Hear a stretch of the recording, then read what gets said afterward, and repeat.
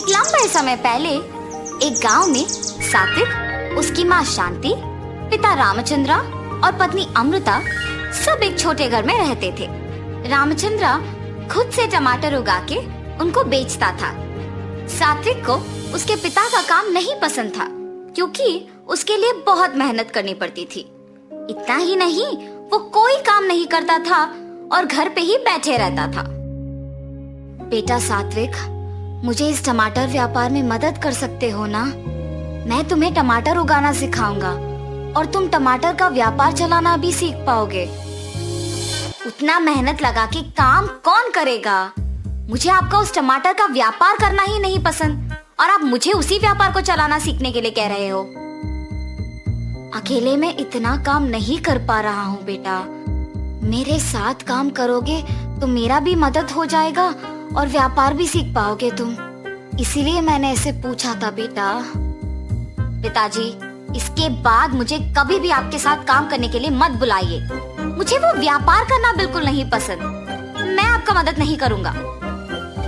रामचंद्रा उसके बेटे की बातें सुन के दुख होता है, लेकिन उसके बेटे को दुखी ना करने के इरादे से सारे काम वो अकेले करके टमाटर का व्यापार चलाता था। कुछ साल बाद रामचंद्रा का सेहत बिगड़ने की वजह से वो कोई काम नहीं कर पाता है। उससे सभी दुखी होते हैं। अब शायद सभी मुझे पिताजी की जगह लेकर काम करने के लिए कहेंगे। उससे पहले ही मुझे इस घर से बाहर जाना चाहिए। लेकिन अगर मैं बाहर चला गया तो मुझे कोई ना कोई काम तो करना ही पड़ेगा। ऐसे सोच में पड़ जाता है। बेटा सात्विक, तुम्हें आज से तुम्हारे पिताजी का जगह लेना होगा और उनका काम करना पड़ेगा, तभी हम खुशी से जी पाएंगे बेटा। हाँ ठीक है माँ, सिर्फ आप ही के लिए मैं सब करूँगा, वरना ये सब करना तो मुझे पसंद भी नहीं है। बेटा, तुम्हारे पिता पौधों पे अच्छा उर्वरक का इस्तेमाल करते थे। तुम भी उनके ही तरह टमाटर उगा के बेचो। ठीक है माँ। ऐसे कहकर टमाटर पौधों के पास जाता है। ये टमाटर पौधे तो ठीक ही लग रहे हैं। इनके लिए उर्वरक की कोई जरूरत नहीं है, सिर्फ इन्हें बेचना काफी है। ऐसे फैसला करके एक बंडी में सारे टमाटर बेचने लेके जाता है। टमाटर, ताजा ताजा टमाटर, ऐसे जोर जोर से चिल्लाते हुए बंडी को ढकेलता है। इतने में एक औरत उसके पास आती है। 1 किलो टमाटर कितने हैं बाबू? 25 रुपए जी। अच्छा, 2 किलो लूंगी, 40 में दे दोगे? अगर आपको लेना है तो 25 में लीजिए, वरना नहीं, मैं किसी और को बेच दूंगा। ऐसे गुस्से में कहता है। तब वो औरत कहती है, या तो मेरे पूछे हुए दाम पे दो वरना नहीं दो, लेकिन गुस्सा क्यों कर रहे हो तुम? ये कह के वो औरत बिना टमाटर खरीदे वहाँ से चले जाती है। उस दिन उससे कोई भी टमाटर नहीं खरीदता है और वो सारे टमाटरों के साथ घर लौटता है। व्यापार अच्छा चला है बेटा। कोई भी आज मुझसे टमाटर नहीं खरीदा माँ। ऐसे अपनी माँ को सब बताता है। इस गुस्से के साथ व्यापार नहीं कर पाओगे बेटा। अगर तुम अपना व्यवहार बदलोगे तो ही लोग तुमसे टमाटर खरीदेंगे। ठीक है माँ। ऐसे कहता है, मगर वो उसका व्यवहार नहीं बदलता है और ऐसे ही टमाटर बेचता है।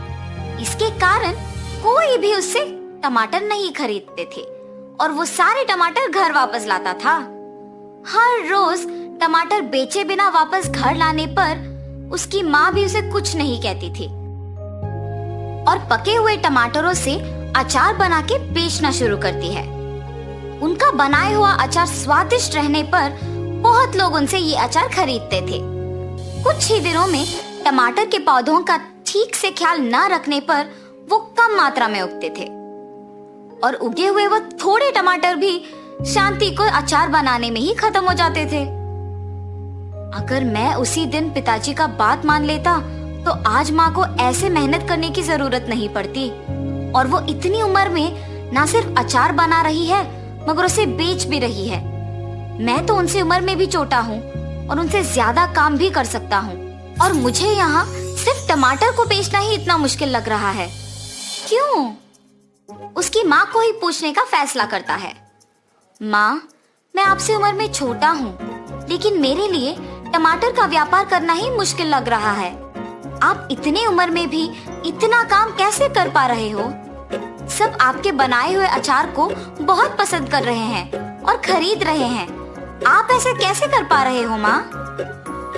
बेटा, अगर कोई काम को करना है तो उसे पसंद करना बहुत ही जरूरी है। अगर कोई भी काम को करना पसंद करोगे तो जितना भी मुश्किल हो आसान बन जाएगा। उस दिन पूरा सात्विक उसकी माँ के बातों के बारे में सोचते रहता है। क्या सच में अगर कोई नापसंद काम को पसंद करना उसे आसान बना देगा? सच हो या ना, मुझे इस बार अपना टमाटर के व्यापार को पसंद करके दोबारा कोशिश करना चाहिए। ऐसे उसकी माँ की बात को सुनकर टमाटर के पौधों पे उर्वरक का इस्तेमाल करते हुए टमाटर उगा के उन्हें बेचना शुरू करता है। टमाटर टमाटर, अच्छी उर्वरक का इस्तेमाल करके घर पे ही उगाए हुए ताजा ताजा टमाटर। बाबू, 1 किलो का दाम कितना है? 25 रुपए साहब। मुझे 3 किलो के टमाटर 60 रुपए में दे दोगे? ये घर पे उगाए हुए टमाटर है साहब, 3 किलो 70 रुपए में लीजिए ना। ठीक है, तुम कह रहे हो ना कि घर पे उगाए हुए हैं। ठीक है, 70 में दे दो। अपने व्यवहार बदल के टमाटर खरीदने के लिए आए हुए ग्राहक से अच्छी तरह से बात करने के कारण उस दिन सारे टमाटर बिक जाते हैं। माँ, आज कोई टमाटर नहीं बचे, मैंने सारे बेच दिया। ऐसे कह के खुशी से अपने माँ को सारे पैसे दे देता है। माँ, आपने सच कहा, अगर कोई नापसंद काम को पसंद करके उसमें अपना मन लगाते हैं तो वो बहुत आसान बन जाता है। तब से सात्विक अच्छे उर्वरक का इस्तेमाल करके ज्यादा मात्रा में टमाटर उगाता था। उनमें कुछ सात्विक बेचने लेके जाता था और बाकी उसकी माँ अचार बनाने के लिए इस्तेमाल करती थी। तब से सभी खुशी से जीते हैं। तो इस कहानी का नैतिक क्या है? कोई भी काम चाहे कितना भी मुश्किल क्यों ना हो, उसे पसंद करने पर आसान बन जाता है। भूमेश्वर नामक गांव में याकूब नामक एक टोकरी वाला रहता था। याकूब बचपन से ही अपनी माँ को टोकरी बनाने में मदद करते खुद बनाना सीख गया था। उसकी माँ का बीमारी के कारण देहांत हो जाने के बाद अकेले टोकरी का व्यापार चला रहा था। एक दिन में 25 से 30 टोकरी बनाने का सामर्थ्य बन गया था। हर रोज जंगल में जाकर टोकरी बनाने के लिए जरूरी चीजें इकट्ठा करके उनको दुकान ले जाके अपना काम शुरू करता था। जितने कर सकता था उतने टोकरी बना के बेचता था। आए हुए आमदनी से घर के लिए जरूरी चीजें खरीद कर बचे हुए पैसों को 2 अलग अलग पेटियों में इकट्ठा करता था। ऐसे ही एक दिन जब याकूब अपने दुकान में काम करते व्यस्त था, एक 13 साल का बालक वहां पे आके याकूब से भीख मांग रहा था। भैया 2 रुपए, बस 2 रुपए दीजिए भैया। बच्चे को ऐसे देख याकूब उसको 2 रुपए देता है। अगले दिन हर रोज की तरह जब याकूब अपने ही काम में मग्न था, तो कल जो बालक आया वही बालक वापस आके उसे भीख मांग रहा था। ऐसे उसका रोज आना देख याकूब पूछता है, तुम्हारा नाम क्या है? ऐसे हर रोज क्यों भीख मांग रहे हो बेटा? मेरा नाम वासु है भैया, ऐसे भीख मांगने से ही मुझे खाना मिलती है भैया। अरे रे, अच्छा ठीक है, हर रोज खाना मिलने के उपाय है मेरे पास, बताओ तुम्हें। वो क्या है भैया? मैं तुम्हें टोकरी बनाना सिखाऊंगा और इतना ही नहीं, मैं तुम्हें दिन में 3 बारी खाना भी दूंगा। मेरे साथ रहते हुए काम करोगे? माँ बाप के ना होने पर और 3 बारी दिन में बिना भीख मांगे खाना मिलने की खुशी में वासु याकूब के प्रस्ताव को खुशी खुशी स्वीकार करता है। और उस दिन से हर रोज वासु भी याकूब के साथ दुकान जाना शुरू करता है। याकूब को टोकरी बनाने में मदद करते हुए काम सीख लेता है। केवल इसी में नहीं, बल्कि याकूब को खाना बनाने में भी मदद करता था। ऐसे ही हर काम में वासु याकूब के लिए एक सहारा बन गया था। एक दिन याकूब और वासु टोकरी को बनाने के चीजें लाने जंगल जाके लौट रहे होते हैं। याकूब अपने सिर पे लकड़ियों को उठाता है और वासु अपने हाथ में बाकी चीजें उठाता है। कच्चा रास्ता होने के कारण उसमें बहुत गड्ढे होते हैं। याकूब अपना संतुलन खो देता है और नीचे गिर जाता है। याकूब को नीचे गिरे हुए देख वासु परेशानी में मदद के लिए इधर उधर देख के चिल्लाता है। एक रिक्शा मिलने पर उसमें याकूब को अस्पताल ले जाता है। डॉक्टर याकूब की चिकित्सा करने के बाद उसके कमरे में आके कहते हैं, याकूब का बायां हाथ टूट गया है। उसे लगभग 6 महीने आराम की आवश्यकता है और उसे कोई काम नहीं करना चाहिए। उसे सख्ती से आराम कराना चाहिए। याकूब को हॉस्पिटल से लेके आने के दिन से हर रोज वासु उसका बहुत ख्याल रखता था और भगवान से प्रार्थना करता था कि याकूब जल्दी से ठीक हो जाए। ऐसे ही दिन गुजर जाते हैं। बचाई गई सभी पैसे याकूब के अस्पताल के बिल, दवाइयाँ, घर के बिलों पर खर्च किए जाने पर और सारी बचत सिर्फ 2 महीने में खत्म हो जाने पर उन दोनों को पता नहीं चलता है कि आगे क्या करें। मैं वापस काम शुरू कर देता हूँ। हमारे पास खाने के लिए तक पैसे नहीं हैं। आपकी चिकित्सा को हुए कम से कम 2 महीने भी नहीं हुए पूरे। जब तक आप 6 महीने तक आराम नहीं करेंगे तब तक आप पूरी तरह से ठीक नहीं हो पाएंगे। ऐसे कहकर वासु घर के बाहर आकर सोचता है, हमें याकूब जी के दवाइयों और घर के बिल के लिए पैसे चाहिए। क्या किया जाना चाहिए? उसी समय पर उसको अपने घर के सामने 4 बच्चे भीख मांगते हुए नजर आते हैं। वो देख वासु, मुझे भी याकूब जी ने भीख मांगने की स्थिति से टोकरी बनाने की स्थिति तक ले आए। उसी तरह मैं इन बच्चों को टोकरी बनाना सिखाऊंगा और इनका मदद करूंगा। तब इससे हमें पैसे मिलेंगे और हम याकूब जी के लिए दवाइयाँ ले सकेंगे। ऐसे सोचकर वासु उन बच्चों के पास जाता है। ऐसे भीख क्यों मांग रहे हो? बिना भीख मांगे तुम्हें हर रोज खाना मिलने का उपाय मेरे पास है। मेरे साथ आओगे? 3 बारी खाना खाने की आशा में बच्चे वासु का कहना सुनकर आते हैं और टोकरी बनाना सीखने के लिए आते हैं। वासु उनको सिखाने के लिए अपनी तरफ से बहुत कोशिश करता है, मगर वो बच्चे श्रद्धा नहीं होने पर सीख नहीं पाते और अंत में उन्हें सिखाने के दौरान वासु खुद कुछ टोकरियां बनाता है और जो पैसे उससे मिलता है उसे बचाता था। ये सब देख के वो बच्चे कोई ना होने के समय पे आके वो पेटी खोल के पैसे लेके वहां से भाग जाते हैं। हर रोज की तरह जब वासु दुकान खोलने आता है तो देखता है कि दुकान पहले से ही खुली हुई है। अंदर किसी के ना होने पर परेशान होता है और अंदर जाता है। पैसों के पेटी थोड़ा खुला होने के कारण वो उसे पूरी तरह से खोलता है और उसे खाली देख के वो घबरा जाता है। फिर वो समझता है कि निश्चित रूप से उन 4 बच्चों ने ही लालच के कारण पैसे चुराए होंगे। वो हर जगह उन्हें खोजता है,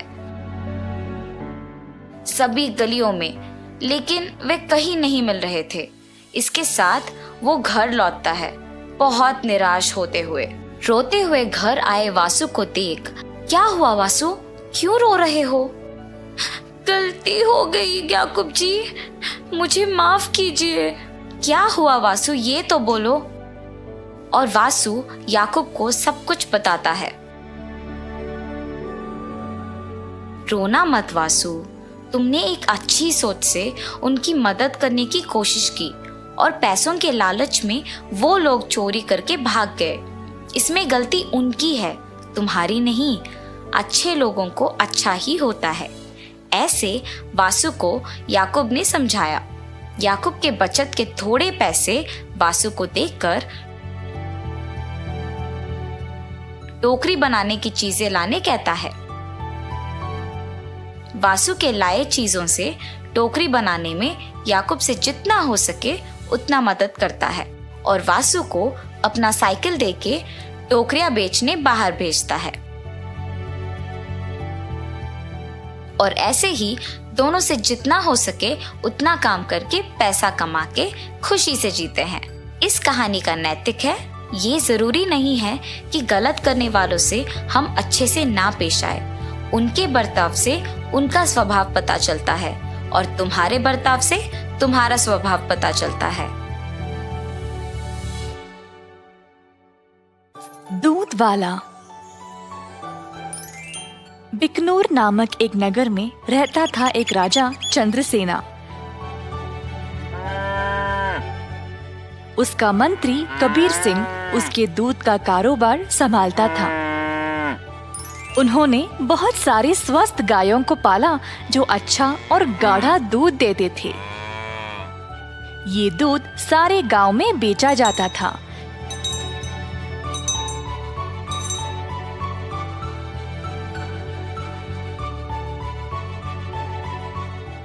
कबीर सिंह खुद सब कुछ संभालता था। कबीर सिंह की पीढ़ी भी महाराजा के लिए काम करते आ रहे थे और इस वजह से चंद्रसेना उसका बहुत आदर करते थे। कबीर सिंह ने भी राजा को कभी भी निराश नहीं किया। सारे गांव में उसका अच्छा नाम था। हर रोज कबीर सिंह खेत पर जाता था। उसने बहुत लोगों को काम पे रखा गायों की देखभाल के लिए, ताकि वे अच्छे से खाए और सेहतमंद रहे। गायों को घास चराने के लिए वह दिन में कम से कम 2 बार भेजता था।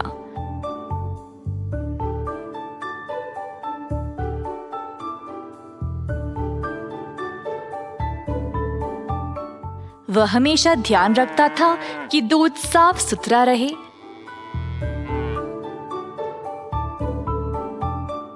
दूध निकालने के बाद वह 10 दूध वालों को देता था ताकि वह गांव में जाकर बेच दे।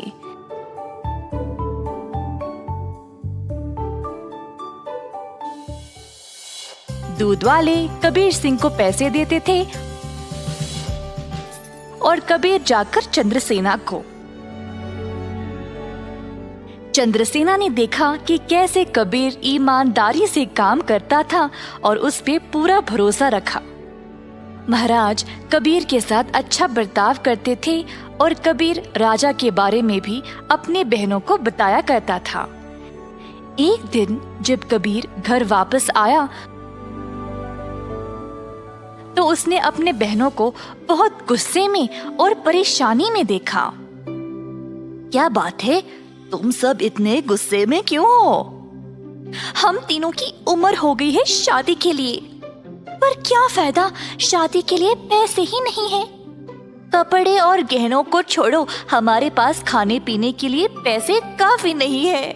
मैं तुम लोगों के लिए ही इतना मेहनत करता हूँ, अगर इससे भी खुश नहीं हो तो मेरी सारी मेहनत ही बेकार हो रही है। आप तो महाराजा के मंत्री हो ना, पर आप अपनी आमदनी किसी भी जरूरतमंद को दे देते हो। और आप दूध का कारोबार भी संभाल रहे हो ना अकेले, उसमें भी कोई मुनाफा नहीं मिल रहा है आपको। ऐसा क्यों? शायद हमारी कोई फिक्र नहीं है, इसीलिए। तीनों बहनें रोने लगी और कबीर को बहुत बुरा लगा। अब तुम सब मत रो, मुझे बर्दाश्त नहीं होता। अब बोलो मैं क्या करूं? मैं वही करूंगा। वैसे आपको ज्यादा कुछ करने की जरूरत नहीं, आप दूध का सारा कारोबार संभालते हो ना। अगर आप उसमें थोड़ा पानी मिलाकर बेचोगे तो आप ज्यादा बेच पाओगे। हाँ, और अधिक दूध से आप ज्यादा मुनाफा भी कमा सकते हो। पर ये तो धोखा हुआ, मैं राजा के साथ ऐसा नहीं कर सकता। कबीर सिंह ने ऐसा करने से मना कर दिया था, पर उसकी बहनों ने उसको भावुक करके जैसे तैसे उससे ये काम करवा ही दिया। कबीर सिंह अक्सर कमाए गए पैसे राजा को देता था और बाकी के पैसे अपनी बहनों को देने लगा। मुझे ऐसा करना नहीं पसंद, ये आखिरी बार है, इसके बाद मुझे ये सब करने के लिए नहीं बोलना। कबीर की बातें सुनकर बहनों ने उसको पैसे वापस किए और घर छोड़कर जाने का नाटक करने लगी। कबीर के पूछने पर तीनों ने धमकी दी कि वे घर छोड़कर चले जाएंगे। मजबूर होकर कबीर को उनकी बात माननी ही पड़ी। कमाए गए पैसे राजा को देकर अधिक पैसे अपनी बहनों को देने लगा। ये सिलसिला कई दिनों तक चलता रहा। कुछ ही समय में कबीर की बहनें नए नए साड़ियां और गहने खरीदने लगे और अच्छा खासा खाने भी लगे। उनकी जिंदगी ही बदल गई। घर पर बैठे बिना तीनों सज धज के बाहर घूमने लगे, सबके आगे दिखावा करने के लिए।